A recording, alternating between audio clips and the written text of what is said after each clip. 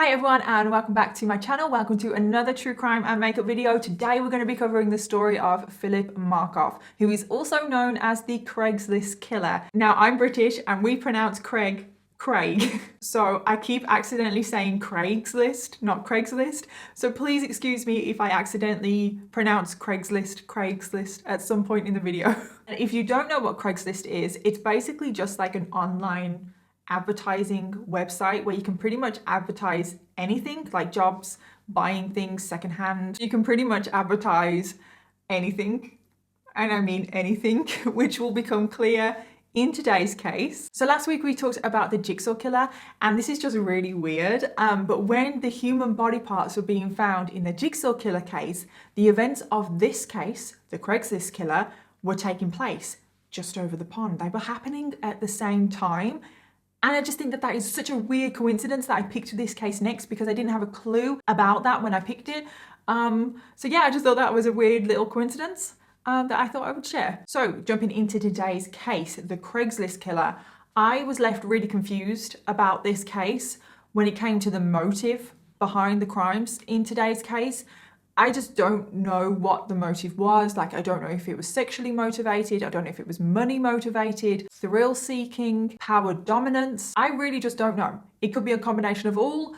I just don't know. I was left really, really confused about the motive behind the crimes in this case, and I want all of you to help me out. And I do just want to give a quick warning disclaimer. There are descriptions of suicide in this case. It is later on in the video, and I will give a warning when the suicide topic is going to come up, and I'll put a timestamp on the screen. So if you don't want to listen, watch that bit, you can skip forward. So Phillip Markoff was born on February 12th. He was an Aquarius, 1986, in the small town of Sherrill, New York. He was born to parents Susan and Richard Markoff, and he had an older brother named Jonathan. His parents did divorce when he was in elementary school, and this did cause a little bit of a rift in the family because the two brothers were actually split up. Phillip stayed and lived with his mom, but his older brother went to live with his dad, so they were split up. But other than this, like the divorce, I couldn't really find much out about Phillip's childhood. It seemed pretty normal, nothing out of the ordinary. And a lot of times in these cases, you look back at the childhood and there has been some kind of abuse or neglect or some kind of trauma that has happened, or maybe even a head injury, but there was nothing.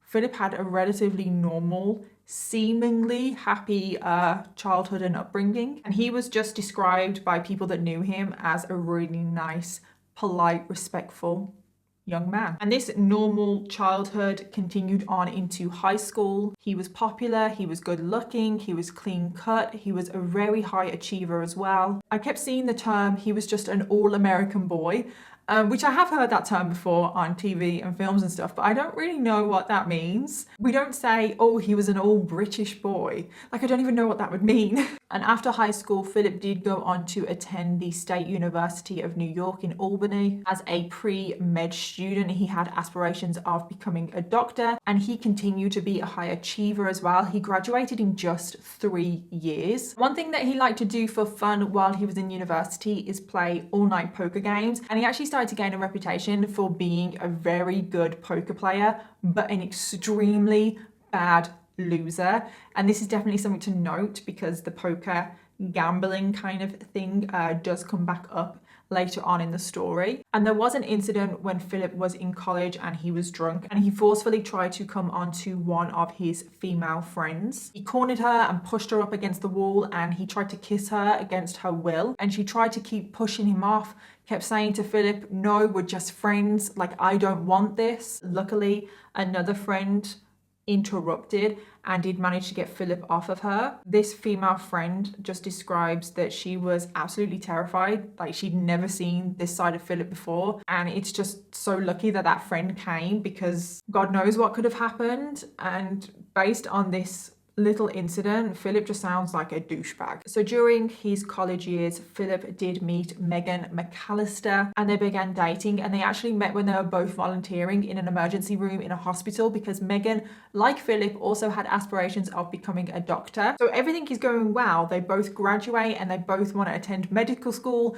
Phillip actually got an offer from Boston University School of Medicine and he was obviously going to move to Boston, and he did ask Megan to move with him. However, Megan also did want to attend medical school and she wasn't such a high achiever like Phillip was. All of her first choice schools didn't offer her a place. She only got one offer, which was a school in the Caribbean. So essentially, Megan felt like she had to choose between her career and her school and moving to the Caribbean to pursue that, or her relationship with Phillip. So she did choose the relationship with Phillip. She did move to Boston and she just felt like she will move to Boston with Phillip. She felt like her relationship was more important than the Caribbean school, and she was just going to figure things out when she got to Boston. So right after they moved to Boston, Phillip actually proposed to Megan and she said yes. And their wedding was planned for the following summer on the 14th of August, 2009. So everything seems to be going great, doesn't it? Like, this doesn't seem like a true crime story right now. Everything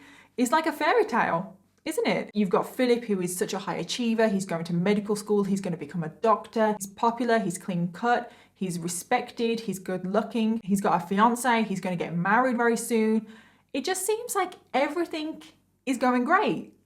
But no. It was around the time that Phillip and Megan got engaged that Phillip started to sign up to alternative adult websites, expressing his interest in bondage, sadomasochism, homosexuality. He had an interest in people who were cross-dressers, but in particular, he had a desire to be dominated. So he started to upload pictures of himself, started to message other users, trying to arrange meetings, and he even once posted as a female masseuse looking to service male clients. And obviously, I do not want to speak on anyone's sexuality. That is not my place whatsoever. But what I could find out about this case and what I know, and obviously this is just speculation, it does kind of seem like Phillip wants to experiment and explore his sexuality, which is completely fine, no judgment at all.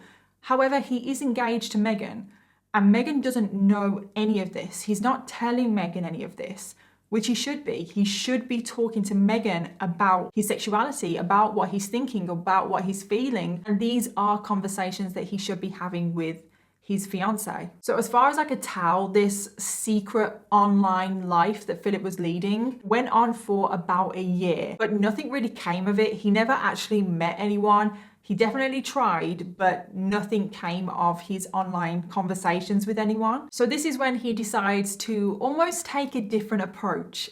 And this is where things unfortunately start to escalate. And I don't know if he decided to take a different approach because he was feeling frustrated because all of these online conversations with people weren't turning into anything. But this is when Phillip turned to Craigslist. And this is when Phillip started to scour the escort services section. And he came across an advert from Trisha Leffler, who was advertising massages, which we all know what that is. So Phillip got in touch and he arranged a meeting at the Weston Copley Hotel in Boston for the 10th of April, 2009. And Trisha works on her own, and these are her words, by the way.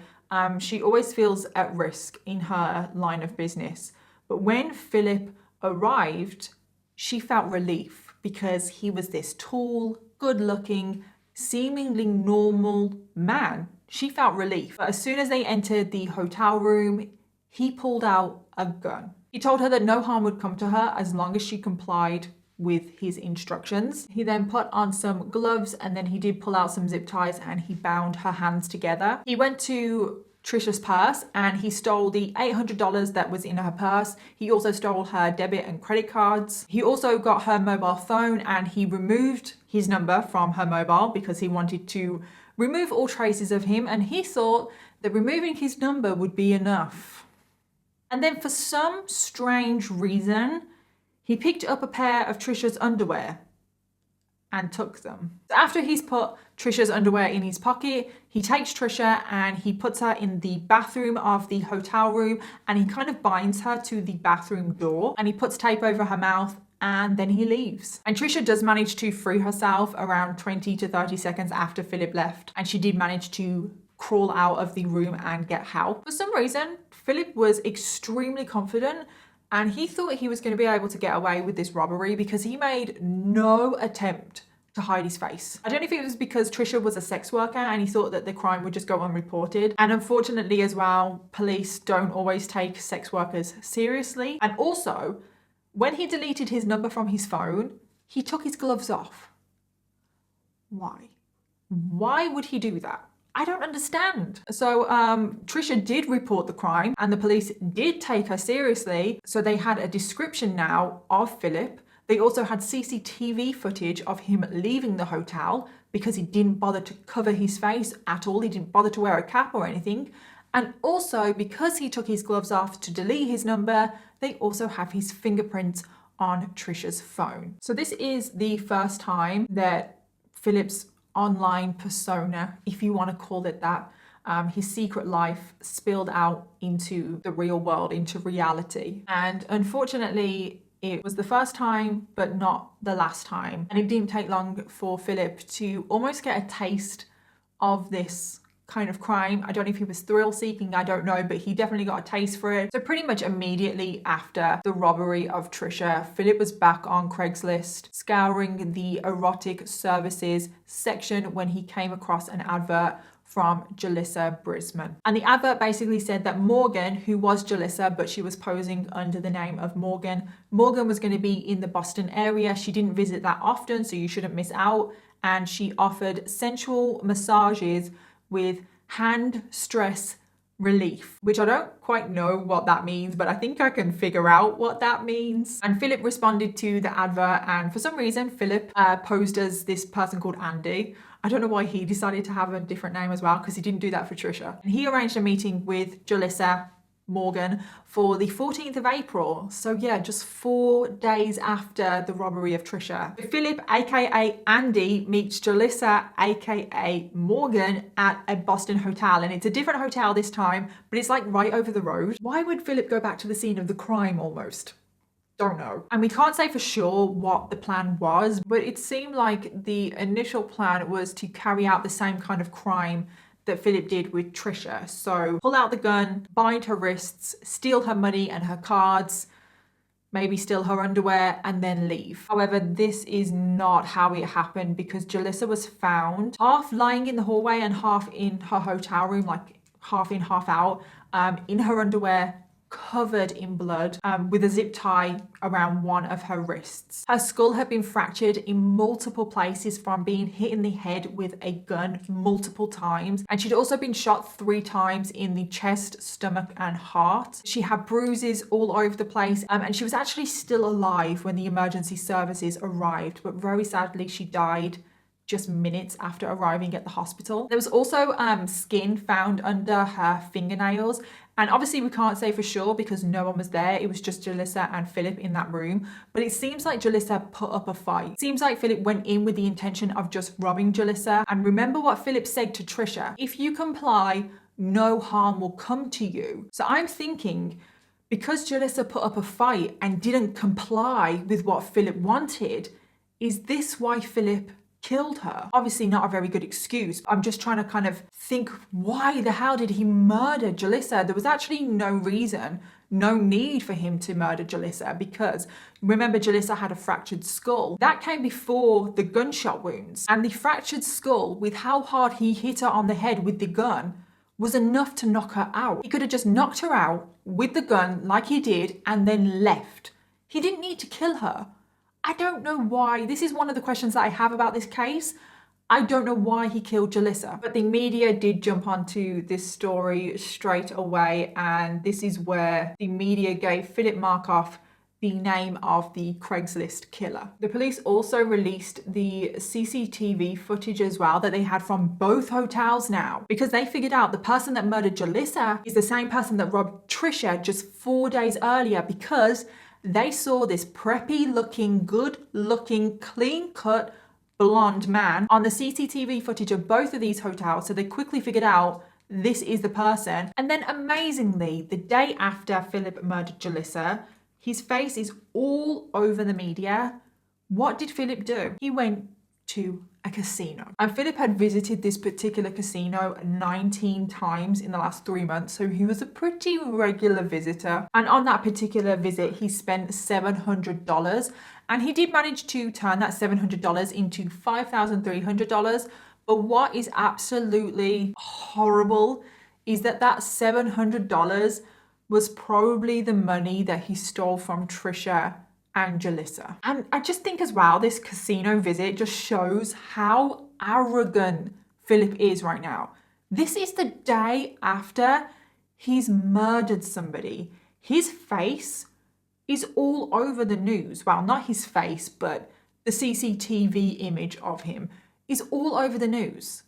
And he just went to a casino. I just think if you had just murdered someone, wouldn't you be monitoring the news to see if anything has been reported, to see what's going on? Wouldn't you be monitoring the news? I mean, if Phillip had just turned on the goddamn TV, he would have seen his face. I mean, maybe Phillip did turn on the TV. Maybe he was aware of the media coverage of him. But like I said, the only images they had was grainy CCTV footage. So maybe Phillip just kind of thought, oh, they're not going to recognize me. I'm very generic, blonde, all-American looking boy. Like, they're not going to recognize me from that. And even though the last robbery went horribly wrong and he murdered Jalissa, this wasn't enough to put Phillip off. He was back on Craigslist. And this is when he found an advert from Cynthia Melton. And she was a stripper and she was advertising lap dances. And Phillip responded to the ad and they arranged a meeting at a hotel in Rhode Island on the 16th of April, just 2 days after the murder of Jalissa. Like, all of this, from the robbery of Trisha to the meeting with Cynthia, is less than a week. So similar to the attack on Trisha, when Phillip got to the hotel and when he met Cynthia at the hotel room, he pulled a gun out on her, tied her up and stole her cash and any cards that she had on her. However, during this attack, Cynthia's phone kept on ringing and this was freaking Phillip out. He was like, who the hell is calling you? And Cynthia said, oh, that will be my husband. And as it turns out, Cynthia's husband was actually her business manager and he was always nearby waiting for her signal to make sure that everything was okay. Because when she would meet men in hotel rooms, she would always text him and say, everything's okay, and then like his mind would be at ease. But this text obviously never came. So because Cynthia never gave the signal that everything was okay, Cynthia's husband actually came up to the room and let himself in with the key. And at this point, Phillip was like frozen in shock. And he turned the gun from Cynthia onto her husband, to which Cynthia's husband turned around and ran back down the hall. Now, I don't know if he ran back down the hall to save his own skin or to get help. I don't know. He ran away and this whole encounter with Cynthia's husband actually freaked Phillip out that he just left. He ran out of the hotel room and went the other way down the hallway. But again, Phillip has made no attempt to conceal his identity and the police again have CCTV footage of Phillip. So at this point, he was a very wanted man by the police. I mean, he'd killed someone, he'd committed 2 armed robberies, and he didn't seem like he was slowing down. Like, all of this happened in a week. The police are like, oh, we need to act quick right now. And they have all this CCTV footage, but they still don't know who it is. This foundation is a little bit too dark for me right now, but let's just ignore that. But the police obviously have the CCTV footage of Phillip because Phillip has made no attempt to conceal his face. I don't know if he thought that he could outsmart the police. If we're going back to him in his academic life, Phillip is a very high achiever. He is very intelligent. He's probably used to being one of, if not the smartest person in the room, at least academically anyway. Like, did he just think that he didn't even need to bother to conceal his face when he was leaving the hotel room because he just thought he could outsmart the police and they would never catch him? However, Phillip, if that's what you thought anyway, you were wrong. Gotta bring this down my neck to make everything match. So one of the first things the police did was retrieve the messages that Jalissa and Phillip sent to one another. And from these messages, they found out the IP address of the computer that sent the messages. So Phillip's computer, and they managed to track the IP address to an apartment in Boston. And who lived at that apartment? Philip. He clearly never used a VPN to conceal his IP address, and obviously VPNs did exist in 2009, but I don't think they were like widely known to use a VPN if you want to conceal your IP address. And obviously you've got to realize it is 2009. The internet, as we know it today, was in its infancy. So the police had a name, they had an address. So the next thing that they did is what any good detective will do, and they typed Phillip Markoff's name into Facebook. Oh, Facebook. And when they did that, they hit the jackpot because Megan, Philip's fiance, had set up this whole Facebook page for their wedding. So the detectives coming across this Facebook page had a plethora of information about Philip, and they just couldn't believe their eyes. Like, they just couldn't wrap their heads around this 23-year-old medical student that seemed to have everything going for him in his life could be the Craigslist killer. I mean, I can't wrap my head around it. But the police needed actual physical evidence to arrest Philip. And they did have the fingerprints from the crime scenes because obviously Philip took his gloves off. So the police thought, okay, so we have the fingerprints from the crime scene. Let's try and get Philip's fingerprints. Now, I think this is genius what they did. They followed Philip to a supermarket where they followed him around the supermarket, and everything Philip touched, the police were like 2 steps behind, like secretly bagging everything to test for fingerprints. And then this next thing that they did, I just think is so like, it seems so far-fetched. It's like it's from a TV show or something. Well, Philip had his trolley coming out of the supermarket, and outside of the supermarket was an undercover detective. She approached him pretending to be this friendly neighborhood citizen and said, "Oh, I'll take your trolley. Like, I'm going in, I'll take it." And Philip just gave her the trolley with his fingerprints on. I think that is genius. Obviously, everything was sent off for testing, and no surprise, the fingerprints were an exact match. So the police have the fingerprints of Phillip Markoff, placing him at the crime scene, and obviously they also have his IP address with the messages. But for some reason, I don't know why, but they needed a positive ID. Like, I just would have assumed that fingerprints placing someone at the scene and obviously the messages linking back to Philip's address would have been enough. But anyway, they needed a positive ID from a witness. But before they could do this, police that were waiting outside of Philip's apartment saw Philip and Megan leaving their apartment with suitcases. And guess where they were going? Another casino. So the police are racing against the clock here because the casino that Megan and Philip are going to is in a different state, and the Boston police don't have jurisdiction in another state. If Philip crosses the state lines and, I don't know, gets wind of the fact that the police are on him, the police could lose out here. They raced to Trisha and put a photo lineup in front of her, hopefully ID Philip.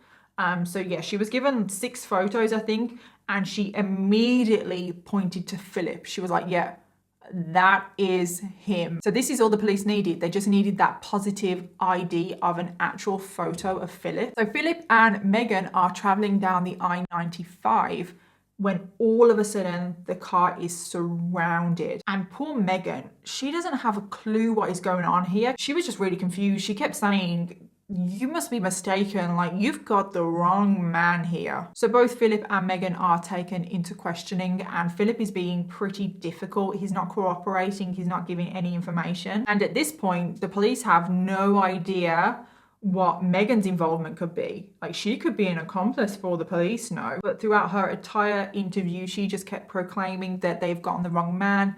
Philip would never do anything like this. He wouldn't hurt a fly. And the police very quickly figured out that Megan didn't have a clue what was going on. She was just an innocent bystander here, and she was released relatively quickly. So meanwhile, the police are searching Megan and Philip's apartment to find as much evidence as they possibly can. And wow, do they find a mountain of evidence. The first thing that they came across was duct tape and zip ties that matched exactly to the ones used in the robberies. They also found Philip's laptop, which was the laptop that he sent the messages from. And then the police found the murder weapon. I think Philip thought he was really clever here on how he hid the murder weapon, but it didn't take long for the police to find the bullets and the gun. So the bullets were actually taped to the back of the dryer. And where they found the gun, I can't even believe is real, to be honest. This is again something that sounds like it's from a film. They found the gun in a hollowed out book. And this wasn't one of those pre-hollowed out books that you can buy from like a joke shop. I'm sure you've all seen them. No, this was a real textbook. It was a medical textbook, one of Philip's. It was actually the book Grey's Anatomy. And this was a 700-page textbook that Philip had hollowed out himself. I mean, that would have taken forever, but really, Philip? I also think as well, Megan is an aspiring doctor as well. She wants to go to medical school. Isn't there a chance that she might open that book as well? And to top all of that off, the police made the final discovery under Philip and Megan's mattress. So they found a rolled up pair of socks taped to the underneath of the mattress. And they were like, that's suspicious. Who tapes a pair of socks to a mattress? They unrolled the socks and inside were 16 pairs of women's underwear. Yeah, 16 pairs.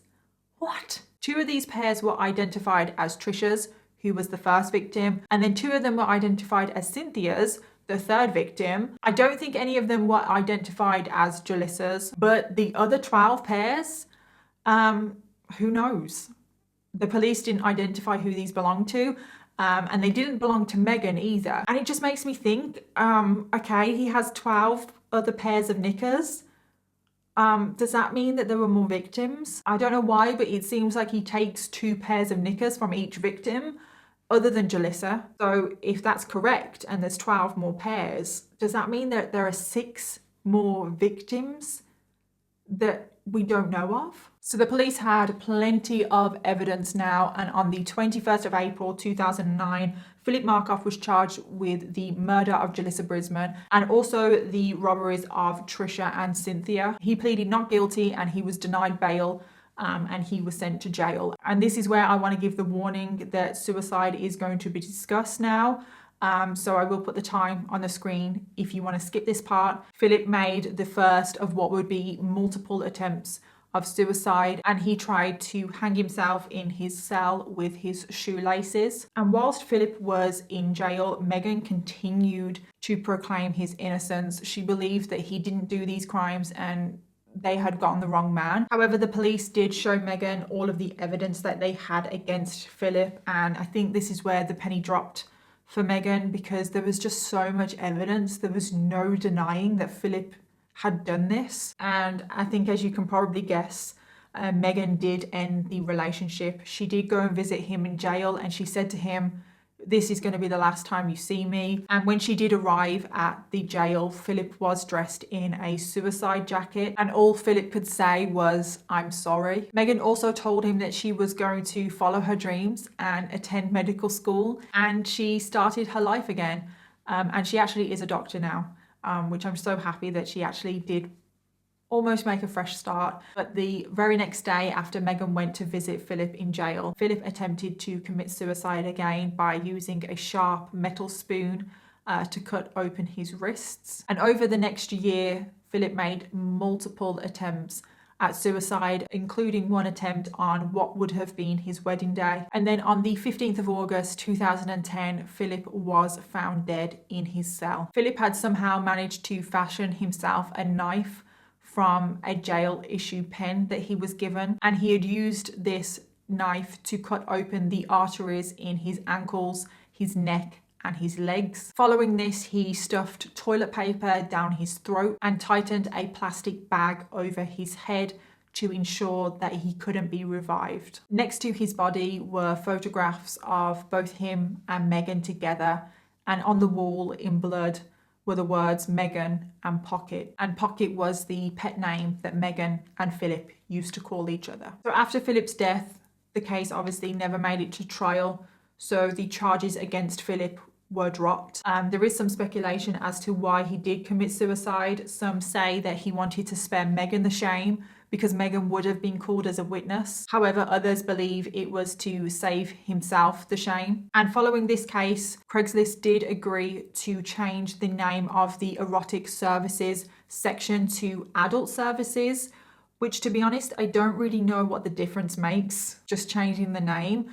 But when Phillip did commit suicide a year later, the case again was back in the media, and because of public pressure, Craigslist did actually just remove this section altogether. So the most intriguing part of this case to me, and this is where I want all of your help, is what was the motive behind these crimes? But he just seemed so normal, and I know obviously what is normal, but he did just seem normal. Like there was nothing in his childhood, in his upbringing. It's just when I describe who Phillip was, he just seems like the complete opposite of a person that would commit the crimes that he did commit. So because of this, there is a lot of debate as to the motive behind these crimes. So I'm just going to talk about a few of the motives that have been thrown around. So the first possible motive for the crimes was that he was in debt. $130,000 in debt to be exact, which is a hell of a lot. And he was living off credit to pay his bills. So there is speculation that he was committing these robberies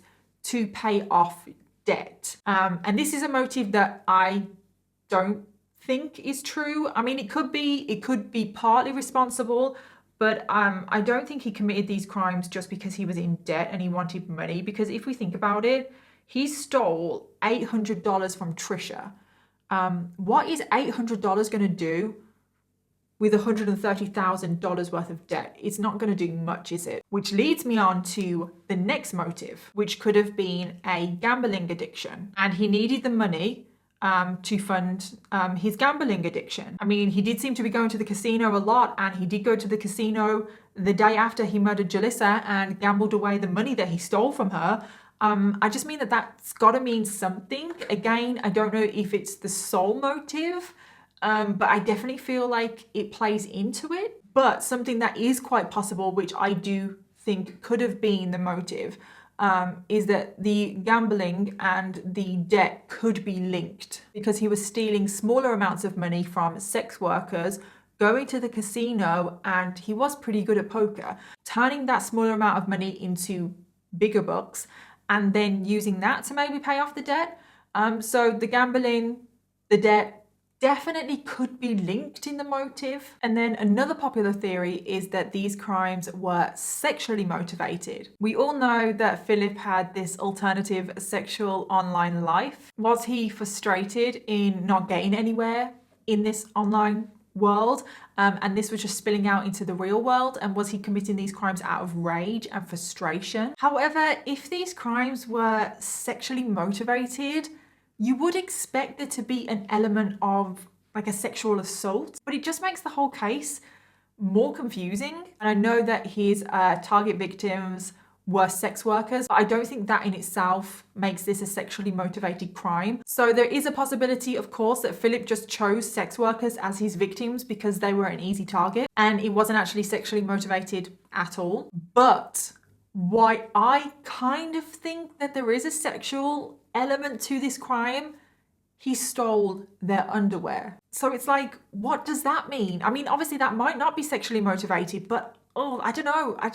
There's just this nagging thing in my head that's kind of saying that him stealing the underwear is sexually motivated. Like, was he getting off on that? Like, was this some kind of sexual fetish that he had? And also he was taking the underwear as kind of like a trophy so he could relive the crimes maybe. And I kind of just think, okay, so maybe it's not sexually motivated, and the reason why he stole the underwear is just because it was an easy opportunistic trophy because sex workers have spare pairs of knickers on them. And maybe it's just a combination of everything that I've just said, a little bit of everything. So maybe these crimes were just Phillip satisfying his sexual fantasies whilst also funding his gambling addiction, but because he was good at gambling, he was kind of winning a lot of money, which was also fixing his debt problem. Another theory that I've literally just had, I actually finished filming a while ago, which is why I might look a little bit different, but I had to come back on here and say what my theory was. But do you remember when he was signing up to those adult websites?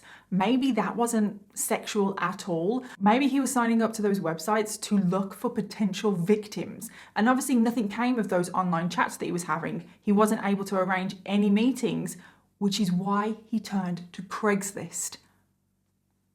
I'm convinced that that is right. I don't know. I mean, it still doesn't explain why he did what he did. and why he wanted to kill and rob people. But I just thought that that was really interesting, and it literally just came to me now. That always happens to me. When I finish filming, I always think of like another theory or something else. But this one was too good. I had to come back on here and add it into the video. And also the big question I have with this case is, why the hell did he kill Jalissa? I just don't know what all that was about. I mean, obviously there are examples of cases like Phillip's where the crimes do escalate. So maybe the murder of Jalissa was planned and it was just Phillip's crimes escalating. And that also makes me think, oh my God, thank God Cynthia's husband interrupted, because maybe he was planning to kill Cynthia as well if they were escalating. Or was it just a robbery that went wrong with Jalissa? But I don't buy that either, because like I said, he didn't need to kill her. He'd already knocked her out with the gun. So yeah, I just don't get it. I just don't get it. I have so many questions about this case that haven't been answered. So please let me know your theories, because I love reading your comments, because there's been so many times now with cases where you guys will leave me a comment about a theory that you have. And I'm like, oh my God, why did I not think of that? So please help me out. Let me know your theories in the comments down below. So yeah, that is the case of Phillip Markoff, who is the Craigslist killer. And I don't think I said Craigslist the whole video, so pat myself on the back there. If you're interested in any of the products that I used on my face today, everything will be in the description box. Please let me know what cases you want me to cover next, because I always want to know what you want me to cover. And that is it from me, and I'll see you in my next video. Bye.